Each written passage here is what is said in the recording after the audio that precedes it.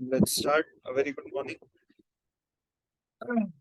जो हम पढ़ रहे हैं nature and scope of business economics का इंट्रोडक्शन वाला यूनिट एक बार रिवाइज करते हैं अभी तक जो भी हमने पढ़ा है, उसके बाद आगे बढ़ते हैं। तो सबसे पहले शुरुआत की इकोनॉमिक्स के बेसिक मीनिंग को समझने से। क्या है इकोनॉमिक्स? Making choices. उसके बाद ग्रीक वर्ड कौन सा है हमारे पास? Economia, which means household. Till 19th century economics was known as political economy. उसके बाद father of economics Adam Smith, और बुक का नाम है वेल्थ ऑफ नेशंस। फिर इसके बाद आगे बढ़े और हमने देखा कि we are forced to make choices, क्योंकि हम सब कुछ नहीं कर सकते तो हम चॉइसेस करते कैसे हैं? We evaluate the various alternatives and choose the one that gives us greatest satisfaction. फिर दो फंडामेंटल फैक्ट्स देखे हमने। कौन से? Human beings have unlimited wants, और दूसरा है लिमिटेड रिसोर्सेस। फिर बेसिक डेफिनेशन समझने की कोशिश की। इसको बोलते हैं स्कार्सिटी डेफिनेशन। ये दिया था लायनल रॉबिन्स ने। ठीक है, नीचे हम करेंगे क्वेश्चंस में तब आएगा, इसलिए मैं बता रहा हूँ। स्कार्सिटी डेफिनेशन कि रिसोर्सेस लिमिटेड है, वो वाला डेफिनेशन लायनल रॉबिन्स ने दिया था। तो क्या बोलता है ये बोलते हैं कि economics is the study of the process जिसमें आप क्या करते हो, रिलेटिवली स्कार्स रिसोर्सेस को एलोकेट करते हो to satisfy competing unlimited wants. Simple. फिर इसमें दो चीजें मिसिंग है, इनकम्प्लीट है ये डेफिनेशन।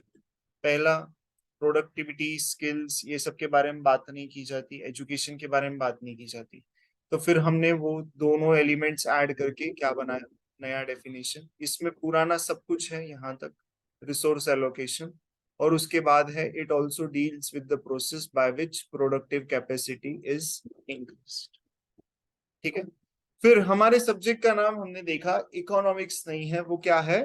Business economics. तो बिजनेस इकोनॉमिक्स एक ऐसा ब्रांच है इकोनॉमिक्स का जिसमें आप सिर्फ प्रैक्टिकल एस्पेक्ट्स पढ़ते हो जो बिजनेस के लिए एप्लीकेबल है, बाकी आप चीजें नहीं पढ़ते।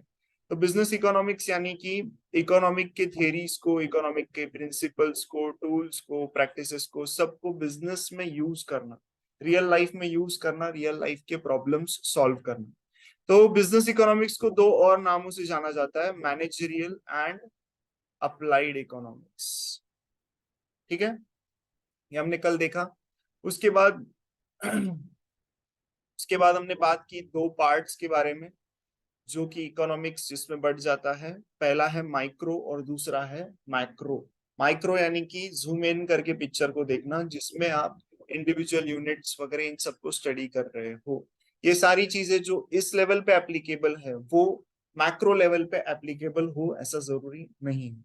और मैक्रो में आप ओवरऑल इकोनॉमी को पढ़ रहे हो, तो जिसकी वजह से ये सबको एप्लीकेबल जनरली होता है। ठीक है। अब इसमें एक इंटरेस्टिंग चीज अगर तुम्हें बताऊं, तो ऐसा जरूरी नहीं है कि जो माइक्रो में अच्छा हो वो मैक्रो में भी अच्छा हो, ऐसा जरूरी नहीं है। तो जैसे फॉर एग्जांपल सेविंग्स करना, हम सबको पता है ये चीज, हमको बचपन से सिखाई जाती है कि सेव करो, बचत तुम्हारे बड़े भाई के जैसा है, बुरे वक्त में काम आता है, वगैरह वगैरह। तो सेविंग्स करो, ये माइक्रो लेवल पे ठीक है। लेकिन मैक्रो लेवल पे अगर बहुत ज्यादा सेविंग्स होने लगे तो ये खतरनाक बन जाता है। क्यों? क्योंकि एक सिंपल सा अगर एक इंसान की स्टोरी लेते हैं, वो अगर 1,000 रुपए कमा रहा है, उसमें से 800 रुपए वो सेव कर रहा है, यानी कि वो खर्चा कितना कर रहा है? सिर्फ 200 रुपीज। किसी के लिए खर्चा किसी और के लिए इनकम होता है। मतलब इन शॉर्ट, जब तुम्हारे खर्चे कम हो रहे हैं, एज एज एन इकोनॉमी तुम्हारे खर्चे कम हो रहे हैं, तो लोगों का इनकम भी कम होगा, जो कि अच्छा नहीं है। तो जो चीजें माइक्रो में एप्लीकेबल हो वो मैक्रो में सही हो एप्लीकेबल, वो जरूरी नहीं। तो एक एग्जांपल था। फिर आगे बढ़े और हमने बात की नेचर ऑफ बिजनेस इकोनॉमिक्स के बारे में। बिजनेस इकोनॉमिक्स एक साइंस है। क्यों साइंस है? क्योंकि इसमें हम cause and effect relationship establish करते हैं। उसके अलावा it is based on micro, हम इसमें मैक्रो एलिमेंट्स भी पढ़ते हैं। उसके अलावा ये आर्ट भी है, it is pragmatic in approach, practical चीजें हैं जो हम पढ़ते हैं। उसके अलावा it is interdisciplinary in nature, यानी कि हम बहुत सारे बाकी के सब्जेक्ट्स भी बिजनेस इकोनॉमिक्स में पढ़ते हैं, जैसे मैथमेटिक्स हो गया, ऑपरेशन रिसर्च, मैनेजमेंट थ्योरी वगैरह वगैरह। और it is normative in nature. कल हमने बात की थी पॉजिटिव नॉर्मेटिव की, याद आ रहा है? Okay good. पॉजिटिव यानी कि क्या? जब आपको फैक्ट्स दिए जाए या बेसिकली आपको ओपिनियन नहीं मांगा जाए, उसको बोलते हैं पॉजिटिव स्टेटमेंट। नॉर्मेटिव स्टेटमेंट यानी कि क्या?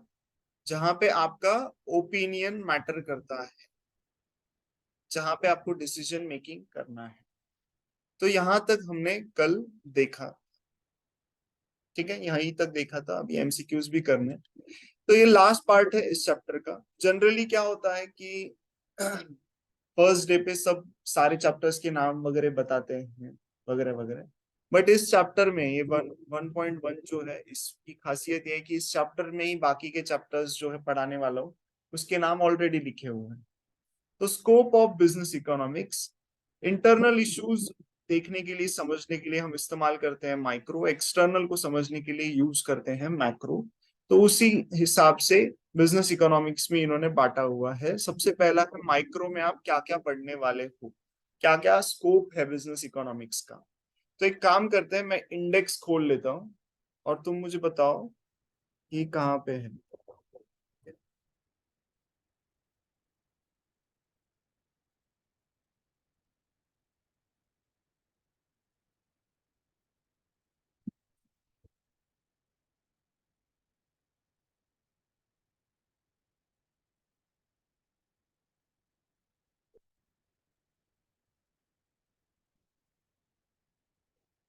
ठीक है, जिसके पास मॉड्यूल है आप देख सकते हो इंडेक्स में भी। ये पुराना वाला एडिशन था। ओके, तो ये फर्स्ट हम पढ़ रहे हैं इंट्रोडक्शन टू बिजनेस इकोनॉमिक्स। उसमें meaning and scope of business economics हम बात कर रहे हैं, ठीक है। तो अब चैप्टर्स के नाम देखते जाना और मुझे बताते जाना। सबसे पहला है डिमांड एनालिसिस एंड फोरकास्टिंग, जो आप पढ़ने वाले हो। यहाँ देख के बताओ, कहीं दिख रहा है तुम्हें डिमांड? दिख रहा है? कहाँ दिख रहा है? सेकेंड चैप्टर, बिल्कुल सही। तो यहाँ पे हम कवर करेंगे डिमांड एंड सप्लाई। डिमांड क्या है, सप्लाई क्या है, इन सब चीजों को समझेंगे। उसके बाद नेक्स्ट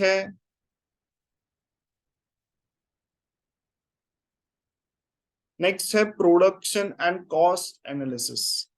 वापस से इंडेक्स पे आ जाता है। मुझे देख के बताओ, कहीं तुम्हें प्रोडक्शन कॉस्ट दोनों दिख रहे हैं? कहाँ पे? Chapter number 3। यस, बहुत अच्छे, सही काम कर रही हो तुम्हारी आंखें। फिर है नेक्स्ट इन्वेंटरी मैनेजमेंट। अब मुझे देख के बताओ कि यहाँ पे कहीं तुम्हें इन्वेंटरी मैनेजमेंट दिख रहा है क्या? बस ये 5 चैप्टर्स ही है इकोनॉमिक्स। दिख रहा है कहीं इन्वेंटरी मैनेजमेंट? नहीं दिख रहा, क्योंकि ये दिखेगा भी नहीं, ये इंटर लेवल पे पढ़ाया जाता है, ठीक है। इंटर लेवल पे पढ़ाया जाता है। मे आई कम इन वगैरह मत क्यों रहे, बच्चे नहीं हो अभी तो। डायरेक्ट आ जाने। Market structure and pricing policies.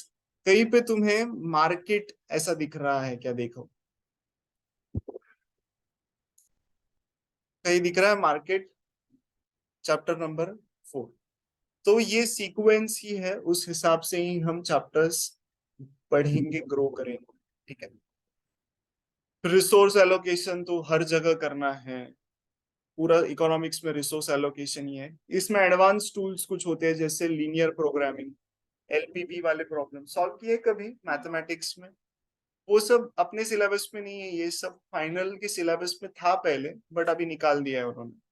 फिर कैपिटल एंड इन्वेस्टमेंट डिसीजंस, ये अगेन हो गया तुम्हारा इंटर का चैप्टर।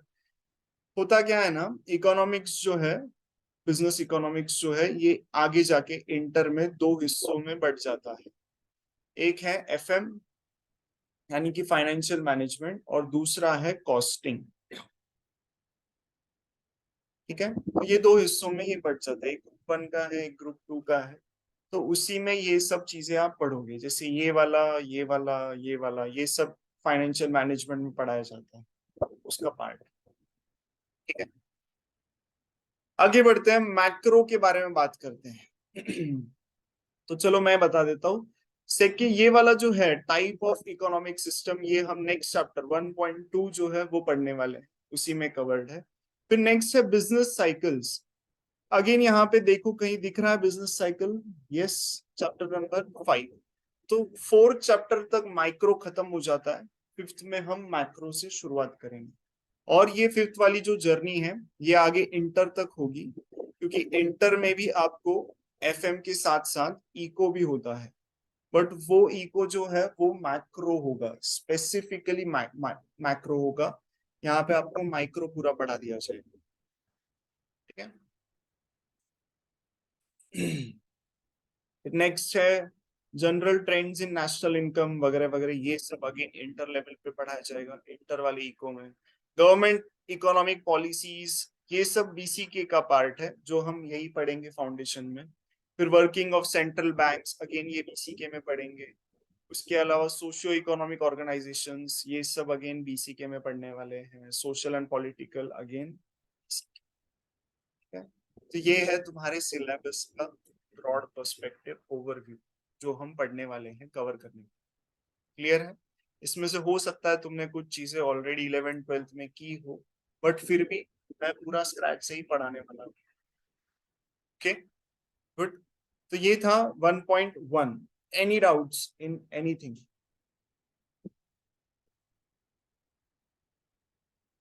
आगे बढ़े एमसीक्यूज की तरफ। Okay then, so let's start with MCQs.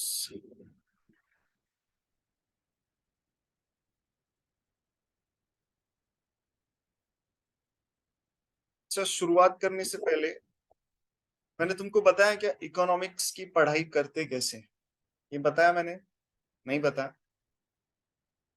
तुमसे क्या एक्सपेक्टेड है, तुम्हें पढ़ना कैसे है? बहुत सिंपल, ज्यादा नहीं। देखो, मैं अगर तुमको बोलूं कि धीरे धीरे करके कैपेसिटी बिल्ड करो, अगर तुम्हें बहुत लंबे समय तक पढ़ने की आदत नहीं है तो स्टार्ट विथ जस्ट 15 मिनट्स। लेकिन मैटर क्या करता है वो है कंसिस्टेंसी, कि आप कितने कंसिस्टेंट हो। आज मैंने बहुत 8 घंटे पढ़ाई की और एकदम एक हफ्ते बाद ही मैं डायरेक्ट 8 घंटे पढ़ाई करता हूँ, तो कंसिस्टेंसी एज सच नहीं है। तो तुम्हें रोज पढ़ो, थोड़ा थोड़ा पढ़ो, 15 मिनट से शुरू करो। इसमें करना क्या है, रोज जो तुम्हें पढ़ाया जाए वो मॉड्यूल उतना पढ़ो, हो सके टाइम मिले तो आगे वाला भी थोड़ा पढ़ के रखो, तुम्हें ज्यादा अच्छे से कंसेप्ट क्लियर होंगे जो मैं पढ़ाऊंगा अगले दिन। पहला मॉड्यूल। फिर नेक्स्ट स्टेप है you have to study notes. तुम खुद कभी नोट्स बनाए हो बचपन में वगैरह? वैसे ही सेम जो है, वो तुम जो बनाते थे नोट्स, वही सेम उस नोट्स में एकदम कलर विलर करके सब। तो तुम्हें एज सच अलग से मेहनत करने की जरूरत नहीं है। फिर उसके बाद थर्ड स्टेज है, वो है एमसीक्यूज। ठीक है, लास्ट पे एमसीक्यू सॉल्व करने, MCQ book, MCQ study material से ये सब जगह से सॉल्व करने हैं। बट पहले पढ़ना है मॉड्यूल, उसके बाद नोट्स पढ़ो, और उसके बाद एमसीक्यू। डायरेक्टली एमसीक्यू पे जंप नहीं करने का। मैं जनरली देखता हूँ कि मैं जब भी टेस्ट वगैरह रखता हूँ, जैसे इस हफ्ते सैटरडे को हम टेस्ट रखेंगे, अच्छा हुआ मैंने बता दिया है, तो सरप्राइज टेस्ट हो जाता। तो 1.1 हमने कवर किया, तो उसका टेस्ट रहेगा।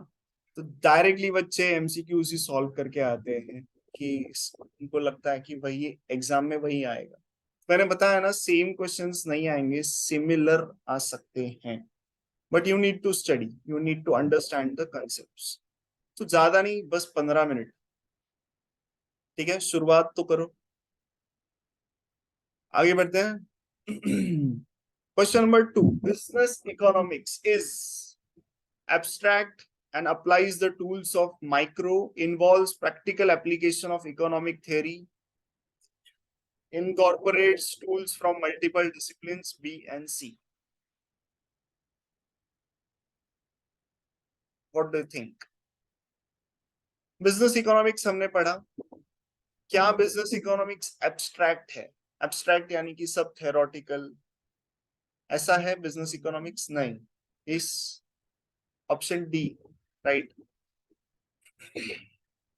थेरोटिकल नहीं है, ये सब प्रैक्टिकल अप्रोच है, प्रैक्टिकली पढ़ने वाले हैं हम चीजें यहाँ पे। तो प्रैक्टिकल एप्लीकेशन इन्वॉल्व है, और हम बहुत सारे अलग अलग सब्जेक्ट्स भी पढ़ते हैं बिजनेस इकोनॉमिक्स के अंदर, जैसे ऑपरेशंस रिसर्च, मैनेजमेंट अकाउंटिंग, उसके अलावा मैथमेटिक्स, स्टैटिस्टिक्स बताया था मैंने। ये सब चीजें भी यहाँ पे इन्वॉल्व है, तो आंसर है D, both B and C. Okay, आगे बढ़ते हैं। नेक्स्ट है question number 6। In every economic system, scarcity imposes limitations on।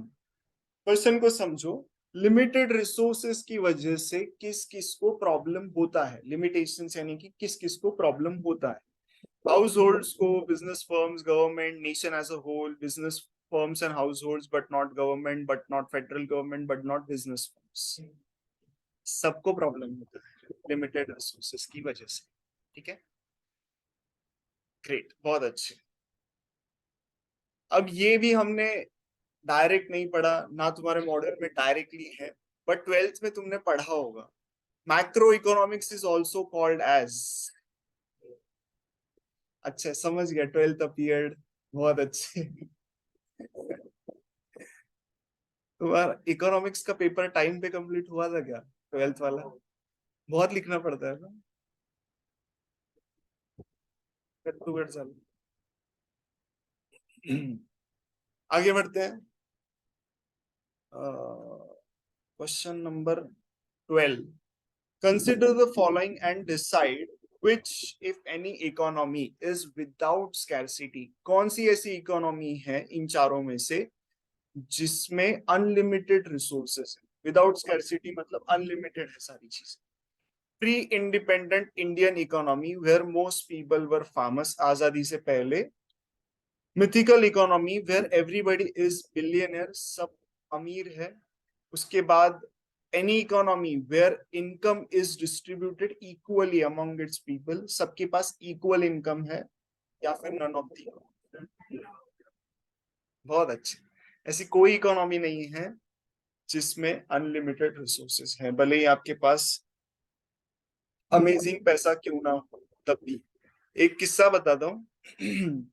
Zimbabwe पता है तुम्हें कंट्री, उसमें हाइपर इन्फ्लेशन हुआ है। हाइपर इन्फ्लेशन यानी कि इन्फ्लेशन का भी बहुत बड़ा भाई, ऐसा समझो। तो वहां पे हर एक जन करोड़पति है, एक एक करोड़ नॉर्मली तुमको हर एक घर में मिल जाएंगे, बट उस 1 करोड़ की वैल्यू कुछ नहीं है, क्योंकि बिस्लरी की बोतल लेने जाओ अगर, तो मान लो करीब करीब तुम्हारे 20 लाख रुपए खर्च हो जाते हैं उनकी करेंसी, तो फिर तुम अमीर हुए क्या? तो इसलिए even if you are a billionaire still limited है रिसोर्सेस। पॉलिटिक्स में जो डिपार्टमेंट गवर्नमेंट कर रही है, मुझे लगा कि हमारी पीपल अगर हमारे बहुत ज्यादा गरीब और अगर बहुत सारा मनी पैसा प्रिंट करते हैं तो हमारी इकोनॉमी बढ़ेगी, लेकिन उल्टा हो गया। जो लंबोर्गिनी 2.5 करोड़ की थी वो 200 करोड़ की हो गई। हाँ, क्योंकि वो भी तो एक्स्ट्रा पैसा लेके ना, वो लेके आ जाता है। यस।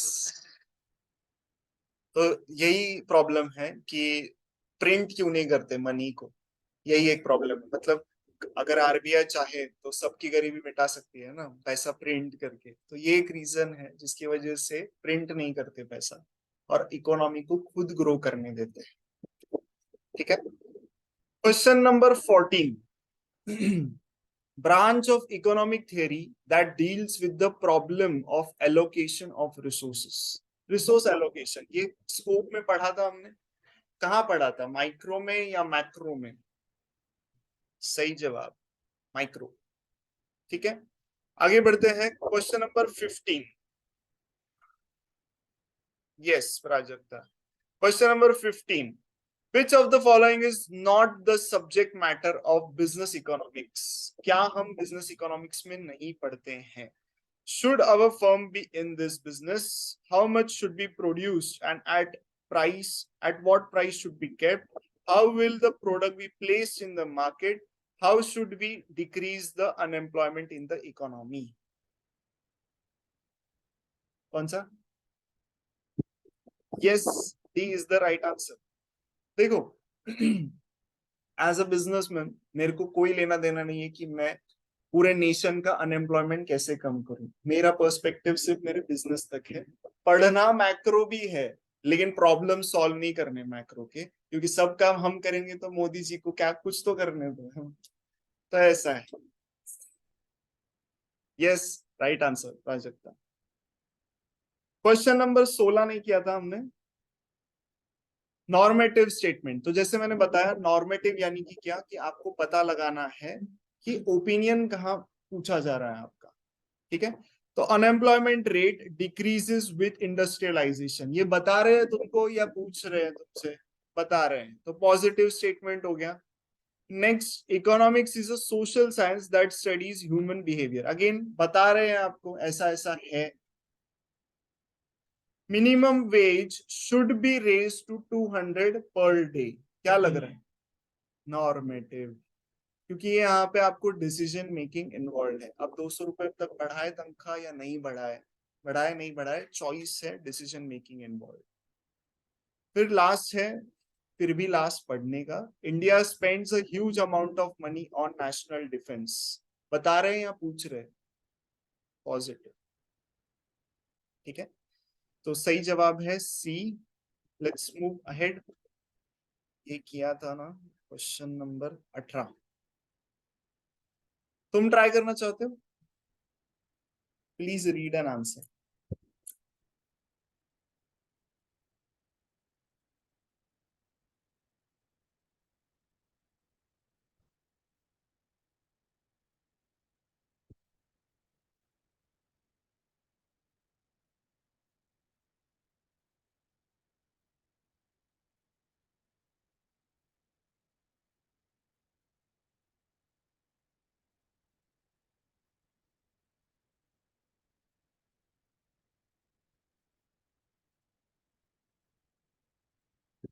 बल्ले पड़ रहा है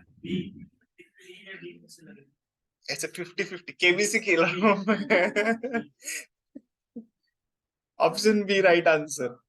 positive economics, positive economics describes the facts, normative economics involves evaluating whether these are good or bad, मतलब डिसीजन मेकिंग।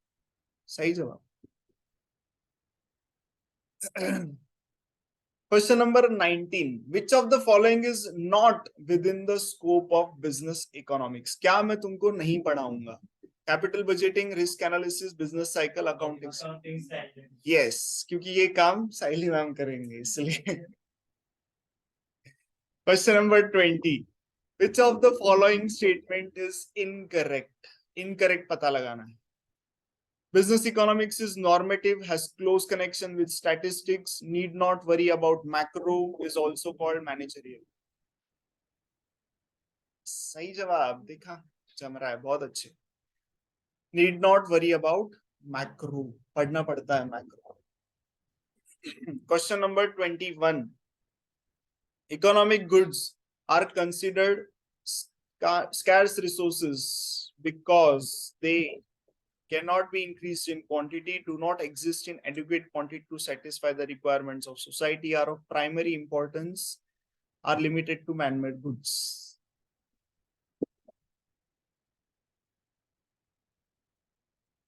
इकोनॉमिक गुड्स जो है ये स्कार्स रिसोर्सेज, मतलब लिमिटेड रिसोर्सेज है। तो लिमिटेड रिसोर्सेज क्यों है, उसका रीजन क्या है कि ये लिमिटेड है, ये पूछ रहे हो कि क्या हम इनको बढ़ा नहीं सकते इसलिए ये लिमिटेड है, या फिर ये एडुकेट क्वांटिटी में नहीं है हमारे रिक्वायरमेंट्स के हिसाब से इसलिए ये लिमिटेड है। सही जवाब ऑप्शन बी। ठीक है, बाकी 1.2 का है।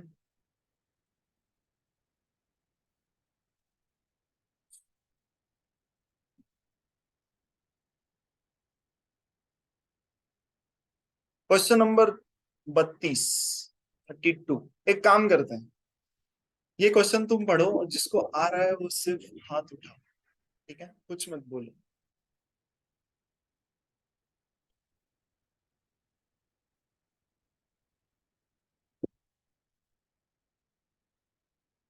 ओके, यस, अच्छा सबको ही आ रहा है क्या? चलो बोल दो, सभी बोल दो। Option B is the right answer. Macroeconomics is the study of national economy and global economy as a. बहुत अच्छी। Okay okay okay. अब यहाँ पे है डेफिनेशंस। इनको डायरेक्टली मॉड्यूल में डेफिनेशंस नहीं दिए हैं, मैंने एमसीक्यू बुक में डाले हुए हैं कि कौन सा डेफिनेशन किस इकोनॉमिस्ट का है। तो एक इसके पीछे ट्रिक्स भी है ताकि तुम रट्टा ना मार सको। ठीक है, तो सबसे पहला है स्कैरसिटी डेफिनेशन। ये मैंने अभी अभी बताया था। किसने दिया था स्कैर्स? Right, Lionel Robins. ठीक है, तो स्कैरसिटी वाला डेफिनेशन के पीछे कहानी भी है, अगर उस कहानी को याद रखते हो तो तुम्हें याद आ जाएगा किसने दिया। तो लायनल रॉबिन्सन ने जब डेफिनेशन दिया उसके बाद लोग डर गए। मैंने बताया ना क्यों डर गए लोग, क्योंकि पृथ्वी एक दिन खत्म हो जाएगी। फिर सैमुअलसन ने एक सही वाला, जो नेक्स्ट वाला कंप्लीट डेफिनेशन है वो सैमुअलसन का है, वो उन्होंने दिया। फिर नेक्स्ट है 38 क्वेश्चन, जहां पे भी वेल्थ ऑफ नेशन वगैरह ऐसा कुछ लिखा होगा, मतलब वो ऑलरेडी तुमको ट्रिक्स पता चलने लग गए। ठीक है, बहुत अच्छे। Question number 40। There is need of economic study because, क्यों पढ़ते हैं हम economics? Resources are limited, bonds are unlimited, resources are unlimited, both in. बकवास question. Question number 41। The benefit of economic study is, economics पढ़ने से तुम्हें क्या होगा, क्या बेनिफिट मिलेगा सीए फाउंडेशन पास होने के अलावा?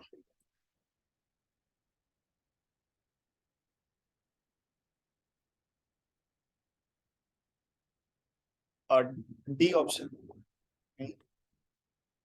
हाँ, अभी बी सी भी बोल दो, कोई बच्चा है। ऑप्शन सी।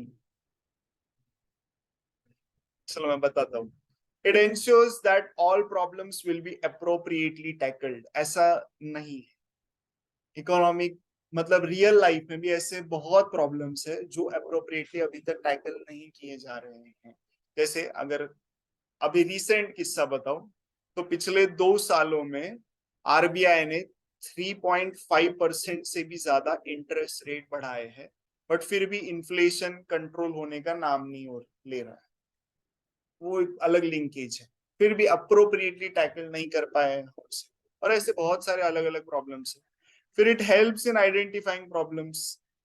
एक बोल सकते हो तुम कि it helps but it is not complete. आपको ऑलरेडी प्रॉब्लम पता है, आपको इसके लिए सॉल्यूशंस या फिर एक अच्छा कुछ चाहिए चीज। क्या फिर ये एग्जैक्ट सॉल्यूशन देता है हर प्रॉब्लम का, हर जीवन की समस्या? भगवत गीता थोड़ी है भाई, खोलोगे तुम सारे प्रॉब्लम्स की सॉल्यूशन मिलेंगे, ऐसा नहीं। तो एग्जैक्ट सॉल्यूशन नहीं है। Option C, it enables to examine a problem in its right perspective. आपको एक नजरिया दे सकते हैं कि आप कौन से डायरेक्शन में सोच सकते हैं, राइट पर्सपेक्टिव, वो इकोनॉमिक्स देता है। क्लियर है? Question number 42। Managerial economics is applied economics that fills the gap between economic theory and business practice, is just a theory concept, trains managers how to behave in recession, provides tools which explain various concepts. सही जवाब option A is applied economics that fills the gap between economic theory and business practice। theory concept नहीं है, practical concept है।